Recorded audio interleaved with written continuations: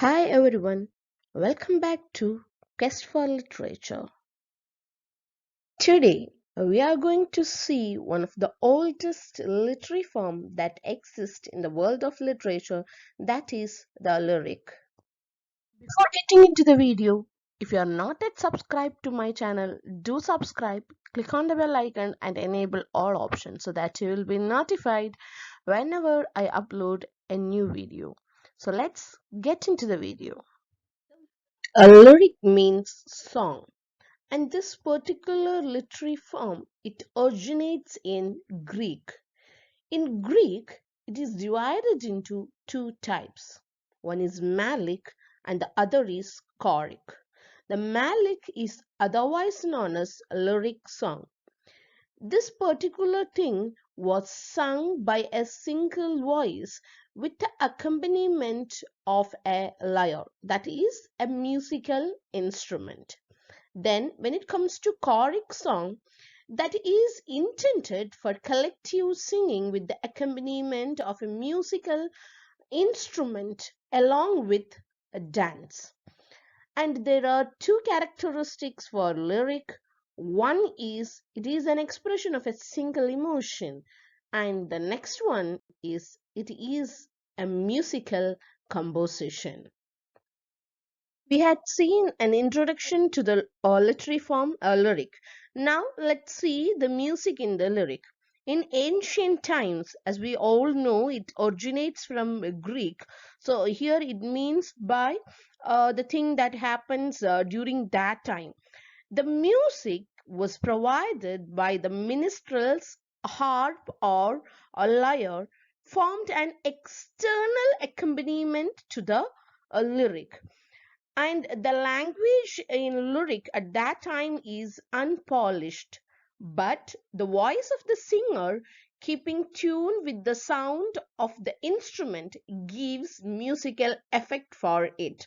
So in ancient time we can see there is an external accompaniment to the lyric to give it some music, and the more importance was given to the voice of the singer, which gives the right emotional effect than the subject matter of a lyric. But when it comes to the Elizabethans, they are the masters in the art of inventing words with highest musical quality. Their lyrics are matchless for their word music or verbal melody. And how they produce this verbal melody is they arrange vowels and consonants so artistically to compose a music of their own. Thus, lyric has become independent of the aid of a musical instrument. Thus, lyric become independent of an external musical support also. In ancient time, you can see lyric need the support of a musical instrument, either a harp or a lyre. Now it become completely independent. Then the lyric has been developed as an art by the poets such as Keats, Shelley, Tennyson, and Swinburne. All these poets, Tennyson has been universally praised for his word of music. Here we have an example from one of his poems. The lines goes like this: "Oh, hark, oh hear, how thin and clear, and thinner, clearer, farther going. Oh, sweet and far from cliff and scar, the scorns of Eveland faintly blowing." Here you can see the use of alliteration and the artistic arrangement of consonants such as R, N, S, F, and I. This is sufficient music in words themselves. The lyric has become independent of lyre after the Elizabethans. We had seen the music in lyric. Now let's see the subject matter of the lyric. Lyric appeals to the heart than to the intellect. As you all know, even though we don't think about the meaning of certain words in some songs, it appeals to our heart, isn't it? Same as that, here lyric appeals to the heart than to the intellect. And as a rule, it is brief as song. The poet wishes to convey his impression swiftly, memorably, and musically through his lyric.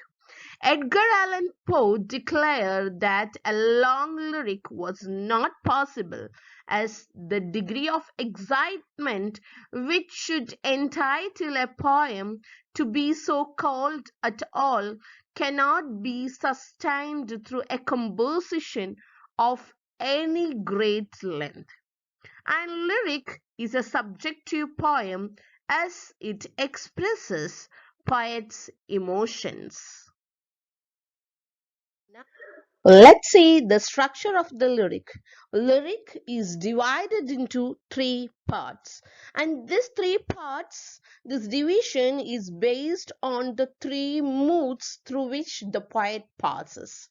And the first part consists of very few lines of the lyric, the first very few lines of the lyric.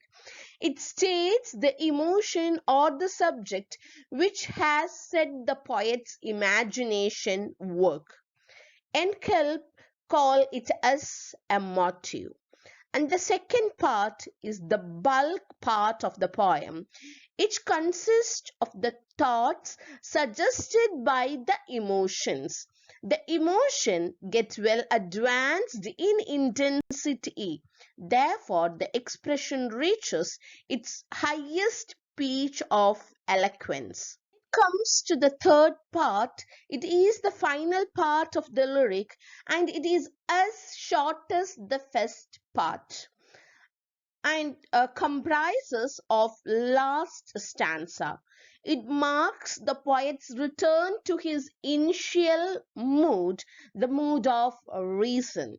The emotion has found released in fitting words and images.